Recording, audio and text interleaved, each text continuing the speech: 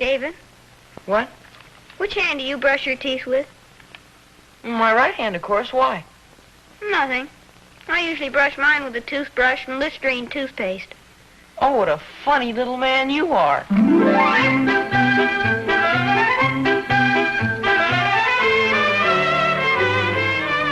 Listerine Antiseptic and Listerine Toothpaste present America's favorite family comedy, The Adventures of Ozzie and Harriet, starring the entire Nelson family.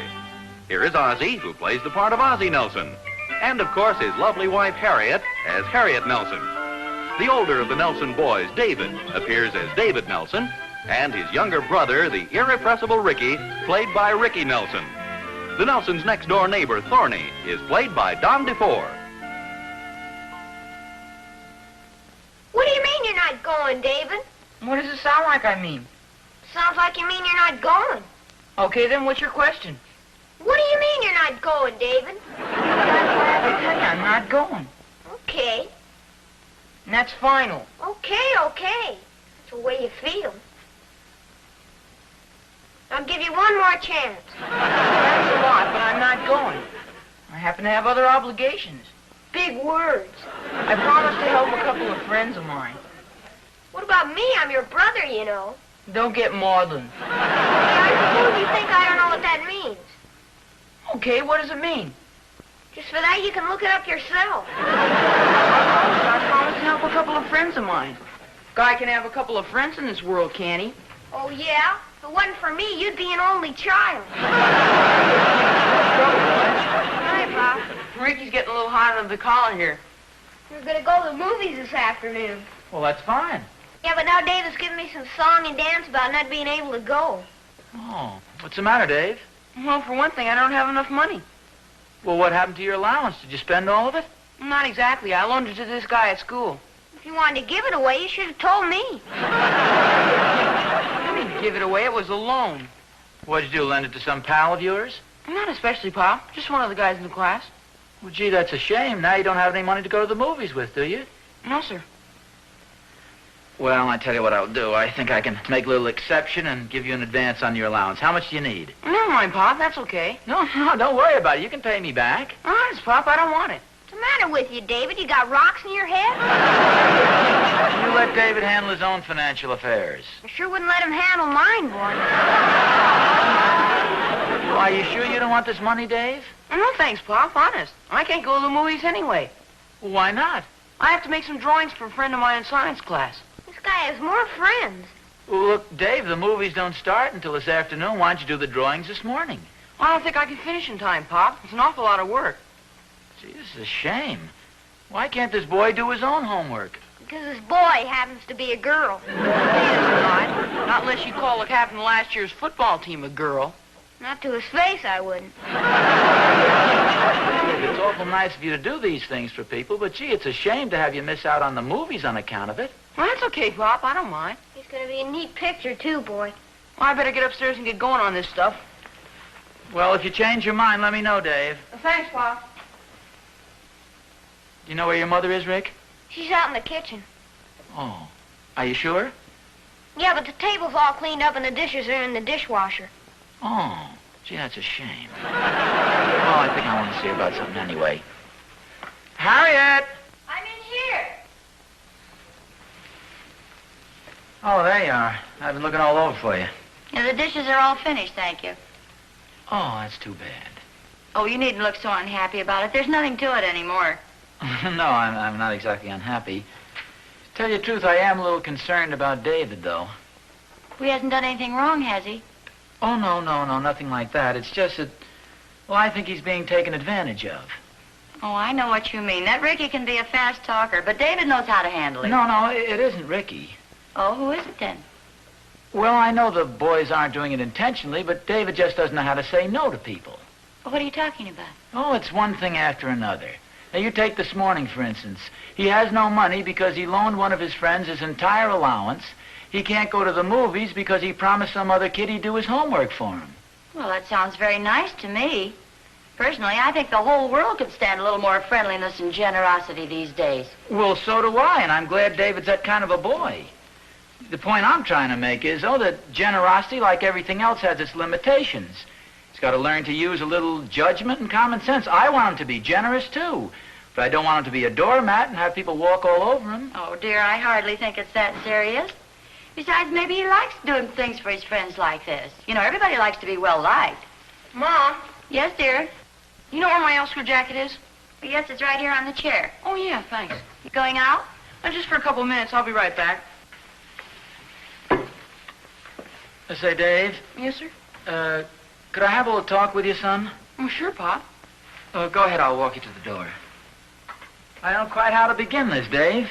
Have I done something wrong? Oh, no. At least not to anybody but yourself. It's just what we were talking about before. See, it's a wonderful thing to do nice things for people, but you can overdo that the same as anything else. Yeah, I know what you mean, Pop. See, lots of times people ask you to do things for them and you may not want to. In fact, you may feel it's an imposition, but yet you just don't know how to say no. Yeah, but sometimes it's pretty difficult. Well, sure it is, but you've just got to do it, son, or else people will be taking over your whole life for you. Now, you take this afternoon, for instance. I know you want to go to the movies, and yet you've got to stay home because you've promised to do this other boy's homework for him. Well, what could I do, Pop? He asked me, and he's a friend of mine. Well, you just could have said very politely, I'm sorry, but I have other plans. You could have been very courteous, but still be firm.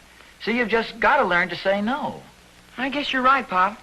You try and remember that next time, will you, son? It's nice to be considerate of other people, but you've got to think of yourself, too. Here, Pop, why don't you take this apple? Well, no, I have an apple here. Well, mine's so much bigger than yours. Yeah, but that's yours. You keep it, Dave. Okay, Pop. Well, I'll see you later. I have to go down to the store and get some special drawing paper. So long, Pop. So long, Dave. Hey, Oz. Oh, hiya, boy. I'm just coming over to see you. Well, good for you, Thorny. What's on your mind? Guess what? We have a little house guest visiting us for a few days. Oh, good. Yeah, little niece of Catherine's. In fact, Catherine just picked her up at the train a few hours ago. Oh, that sounds wonderful. Yep, she's going to spend the weekend. Lovely little girl, too, Oz. About 14, I would say. Hey, that's just about Will's age. How does he like the idea? Well, unfortunately, he left last night for an overnight hiking trip. Seems he had it planned for several weeks. Oh, that's a shame. Yeah, the whole thing was a sort of a surprise. I didn't realize she was Will's age. Naturally, we wanted to have a good time while she's here. Oh, naturally. So when she received the invitation to the party last night, well, we were pretty disappointed. Party? Yeah, it seems Claire Randolph is giving a party for her daughter, and she called Catherine to invite little Shirley. Oh, That's yeah. the little girl's name. Well, that sounds wonderful. Yeah, except that she can't go alone, being a complete stranger here and all. They sort of figured Will was going to take her. Oh, yeah. It's too bad. So you can see the spot we're in. She's a very nice little girl, Oz. Very well-mannered. Oh, yeah, I'm sure she is. I sort of thought you might have a suggestion. It'd be awfully nice if she could go to the party. Of course, if she had an escort, she could go. Now, if we could think of some young chap, about 14 or 15, very clean-cut, well-mannered, agreeable, and very popular with the rest of the kids. Pardon me a second, Thorny. What about David? He's... I accept. I said I accept. Little Shirley will be delighted to go to the party with David. Well, thank you, Thorny. On behalf of David, may I say he'll be very, very delighted to escort little Shirley to the party. Thanks a lot. Oh, forget it. After all, if you can't do a favor for a pal. Oh, you're a real pal, Oz. Thanks a million. You bet. Oh, incidentally, thank David for me, too, will you? Hi, Pop. Hi, Pop. Oh, hi, boys. Got some interesting news for you, Dave. Oh, good. It seems a little niece of Mr. Thornberry's just arrived in town this morning. Oh, that's nice. No, where'd you hear this now? I understand that she's just about your age and a very cute little girl. Oh-ho. Everything over to David. Well, sir, here's the interesting part. She's been invited to a party at Mary Randolph's, and I understand she doesn't have an escort. Where's Will? Well, he's gone on an overnight camping trip or something, so he can't take her. Well, sir, Mr. Thornberry and I have been thinking the thing over, and we've decided that we know another young lad who would fit the bill exactly. He's a very well-mannered boy and a popular young fellow to boot. I'd be happy to take her, Pop. Ricky, please, I'm talking to David. Gee, for a guy who's a popular young fellow to boot, I sure get kicked around. More David's age. Well, how about it, Dave? How about what, Pop? Well, Mr. Thornberry and I would consider it a great favor to us if you would agree to escort this charming little lady to the dance. You hear me, Dave? Yes, sir, I heard you. I was just thinking about something. Thinking about what, David? What you said before. What I said before? Yes, sir. I'm awful sorry, but I have other plans. You mean you don't want to go? Well, David, this sounds like it'll be a lot of fun. Well, thanks a lot, Pop, and thank Mr. Thornberry for me, too, but my answer is still no. Well, don't you even want to think it over? No, thanks, Pop. And, gee, thanks a lot for the swell advice, Pop. Oh, that's okay, son. Anytime at all. Come on, let's go.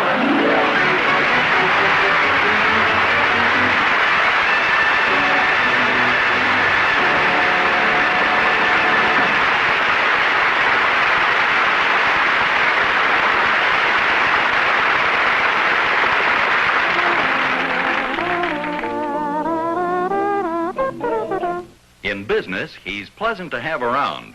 In his social life, he's always in demand. In private, the sweetest girl in the world thinks he's perfection. Yes, he's a nice guy to be near because he's smart. He doesn't take chances on offending. He makes Listerine antiseptic a habit.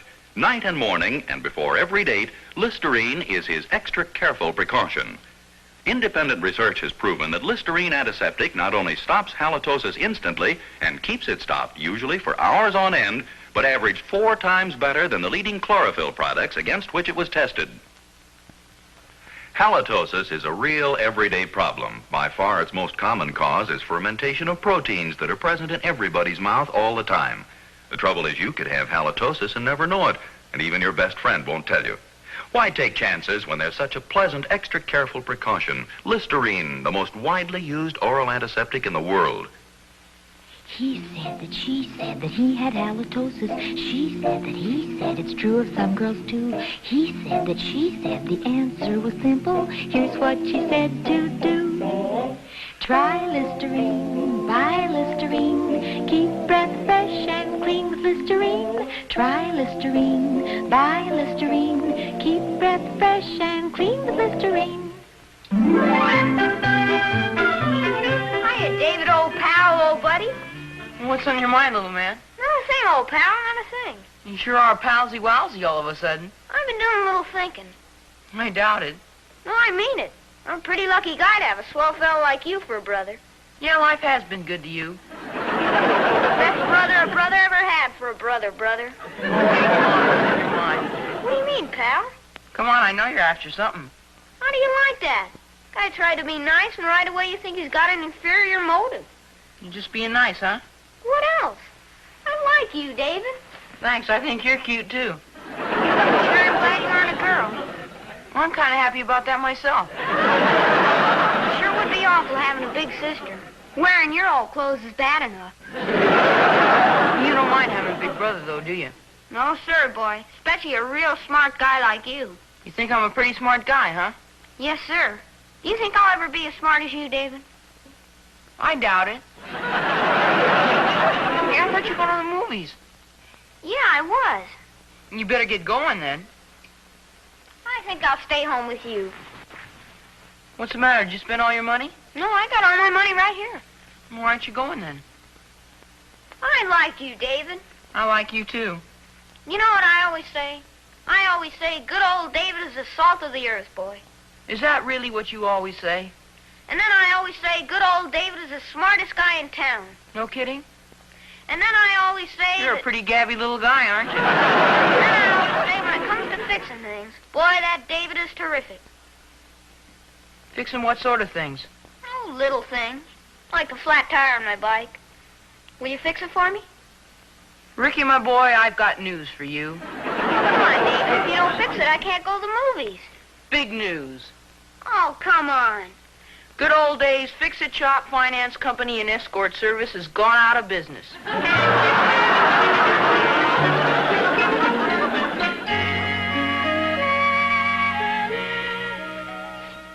Ozzie? Oh, hi, Harriet. What are you so worried about? I'm not worried. Oh, I guess I might as well tell you. Harry, we have a bit of a problem here. The Thornberry's little niece is visiting him, and she's been invited to a party at the Randolphs. Well, it sounds very nice. Well, yes, but Will is off on a camping trip, and the poor little girl has nobody to take her. But what about David? I asked David, and he politely but firmly turned me down. Well, that doesn't sound like David. That was exactly my reaction. Considering the fact that he does favors for just about everybody in school, you'd think he could do this one small one for his own father. Well, of course, if he doesn't want to, dear, it's up to him.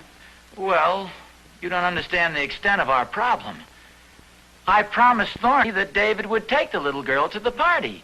And after all, a man can't go back on a promise. You promised, Thorny?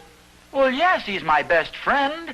I don't think that was too much of a favor for him to ask me. Well, he wasn't asking you to take her, dear. Don't you think you should have spoken to David first?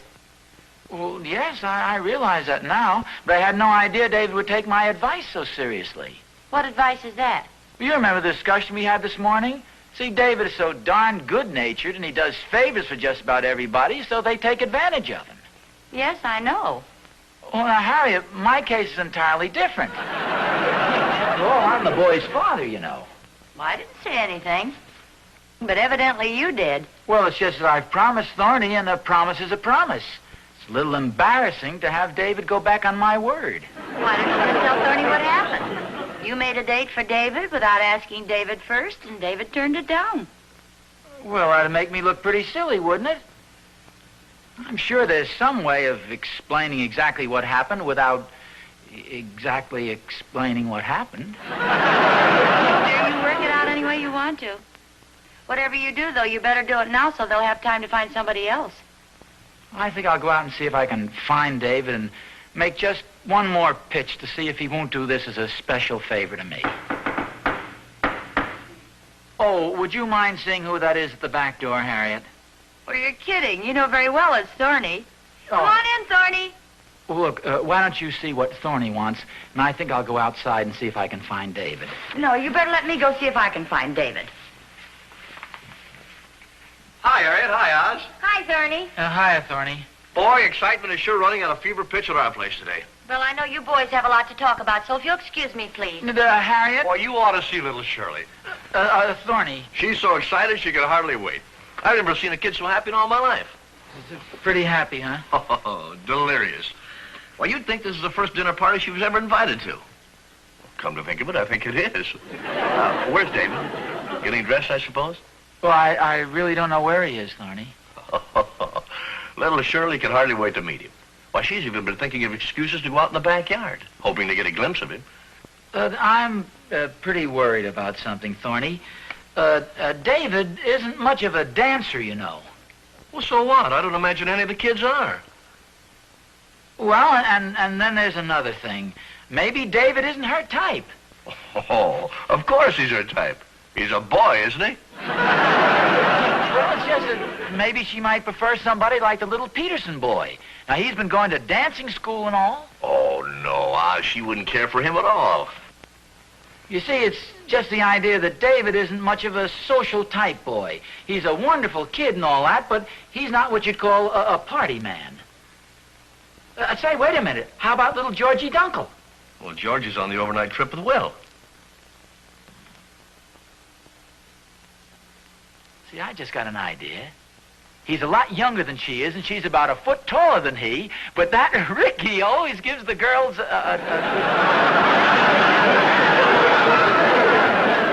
suggestion. Quit worrying, Oz. Believe me, David and Shirley are going to get along together just fine. Well, I've got to be running along now. She's very anxious to model a new dress for Uncle Thorny. She even bought a new dress for the affair? Oh, certainly. This is the biggest thing in her young life. Just tell Prince Charming that the pumpkin coach will arrive for him at 6 o'clock sharp.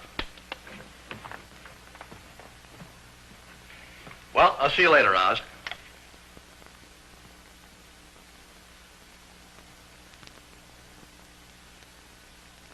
Harriet.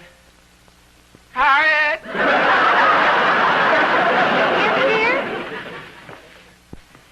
Oh, Harry, this is terrible. Was Thorny pretty upset when you told him? Well, now, you've got to realize, Harry, that this is a very delicate situation we've got here. Everybody's terribly excited about the party. The little girl's looking all over, anxious to meet David. She's bought a new dress. This is going to be a terribly crushing blow to the poor. Ozzie, you did tell Thorny. Oh, of course I plan to tell him. In other words, you haven't told him yet. Well, like I say, Harry, now this is a very delicate situation. There are lots of different factors involved that make it extremely difficult to... I chickened out. Well, dear, I know how you feel, but the longer you put it off, the harder it's going to be. I can't argue with you because you're absolutely right. The only thing I can do is just face the music and call Thorny and tell him exactly what happened. Good for you. May I have the phone, please?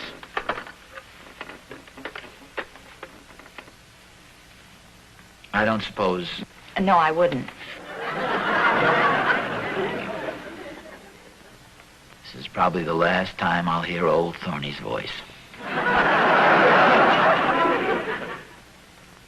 See, maybe if I just saw David and spoke to him once more and pleaded with him and explained to him what a wonderful thing it would be to do this favor for his kindly neighbor, Mr. Thornberry, and his dear old dad. See, maybe I could bribe, not bribe, I mean, maybe I could offer the boy a couple of dollars. Well, look, dear, he won't be back until dinner time. It'll be too late by then. Yeah, I guess you're right.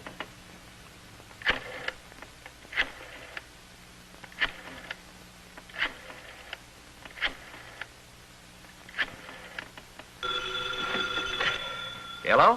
Hello, Thorny. This is Oz. Hi, Oz. What's up? Something as, Hi, Mom. Hi, Pop. Oh, David, where have you been? Out back by the garage. Well, sit down, son. I want to have a talk with you. Harriet, will you go get my wallet? It's up on the dresser. Speak up, Oz. I can't hear Well, what you're Dave, saying. remember this morning when I had that little talk with you and I explained that sometimes generosity and doing nice things for people can be overdone? Yes, sir. Well, in my anxiety not to have people take advantage of you, I think I perhaps made my point a little too strong. Gee, I'm glad to hear you say that, Pop, because I really enjoy doing favors for people. Oh, it's wonderful, son, because I'd like to request that you do a little favor for Mr. Thornberry and me. Hey, Oz. Pop, do you hear voices? Well, yes. Operator. Oh, for goodness sakes, pardon me. Yes, Thorny, here I am. Well, you had me worried, Oz. What happened? Well, it's nothing important, Thorny. What'd you call up about? Well, I just wanted to say hello. Well, goodbye, Thorny. Was that Mr. Thornberry, Pop? Yes, it was, David. Does he still want me to take his niece to the party?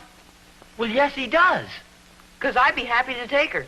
Oh, that's wonderful, David. I'm sure Mr. Thornberry appreciates it, and I do, too. Well, heck, I'm glad to do it, Pop. Well, that's a fine attitude to take, son. What time am I supposed to pick Shirley up? Mr. Thornberry's going to stop by here about 6 o'clock. David, how did you know her name was Shirley? How did I know her name? Well, she was over in the Thornberry's backyard. Well, yes, but how did you know her name? Oh, that. Well, I was in our backyard, you see, and I saw this girl over in the Thornberry's backyard, and then I remembered that Will Thornberry had a pair of my old tennis shoes in his garage. So you went over to the Thornberry's backyard. Yes, sir. That's where their garage is. Also where Shirley was. Oh, and I suppose you and Shirley talked for a few minutes? Well, kind of. And she said to me, "You must be David Nelson." Which I was. And we started talking, and... Well, anyway, I'd be happy to take her. In fact, I'd be crazy if I didn't. I take it then she's a rather cute little girl? I'll say she is. I think I'm beginning to understand this change of heart and neighborly spirit. I sure am glad I was out by the garage fixing Ricky's tire. Otherwise, I might not have seen her. Well, I'm glad it worked out well. I wanted to tell you about it myself. I didn't want Ricky coming in here blabbing it to you. Yeah, we understand, son. David, hadn't you better start getting ready now? Okay, I'll be right back. Oh, David, where are you going? You've got to get dressed. Oh, I will. First, I better let Ricky out of the garage.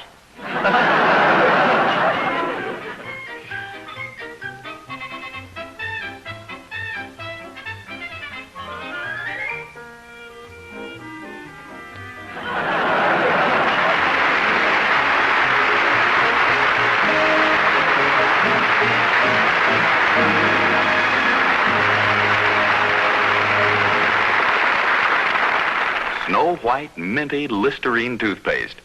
You never tasted such a clean, fresh, wide-awake flavor in your life. And no other leading dentifrice, no chlorophyll product, can do more for you than Listerine toothpaste. Because Listerine toothpaste gives you Listerine special ingredient luster foam. Can help your toothbrush cut down tooth decay as much as 60%. Keep your mouth clean and fresh for hours. And look at the money you save. This thrift pack gives you not one, but two big 45-cent tubes for only 59 cents. That's right, 90 cents worth of Listerine toothpaste for only 59 cents. Boy, if only you could save this much on everything you buy. No wonder Harriet Nelson says Listerine toothpaste is your best buy by far. So, buy now.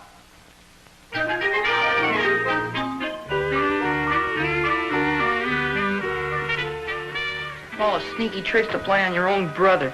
What's the matter, dear? It's that Ricky, Mom. We gotta do something about him. He's getting to be a real wise guy. In what way?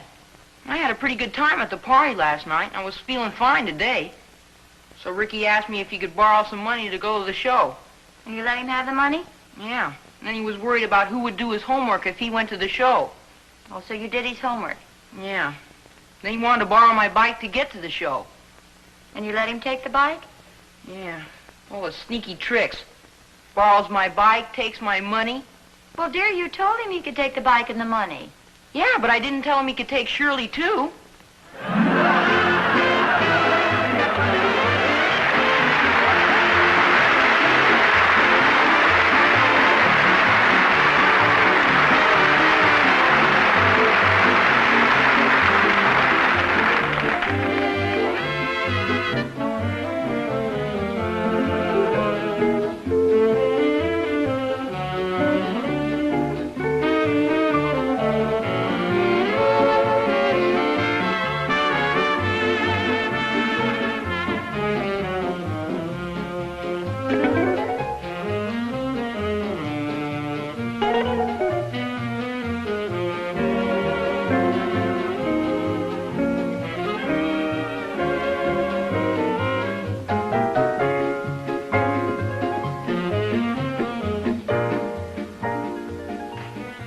Next week, The Adventures of Ozzie and Harriet, starring the entire Nelson family, Ozzie, Harriet, David, and Ricky, will be brought to you by Hot Point Quality Appliances. Remember, look to Hot Point for the finest first. Isn't it time? Time you bought the whole family fresh, clean, new prophylactic toothbrushes. Prophylactic, of course. This world-famous line includes a style, size, and texture for every taste and need. The Pro Tufted, for example, with its special end tuft to get at those hard-to-reach back teeth. Or the new Pro 59, the totally different toothbrush with thousands of extra thin bristles. You never felt a brush so gentle yet so sturdy. Or this brush, specially sized for children's mouths. Look for the prophylactic toothbrush display at any drug counter. Ladies and gentlemen, this could be your automobile. As you can see, somebody gambled and lost. This weekend, make sure your weekend motoring is fun, not fatal. Be very careful in heavy traffic the next time you are tempted to take a chance. Play it safe. The life you save may be your own. This could be you.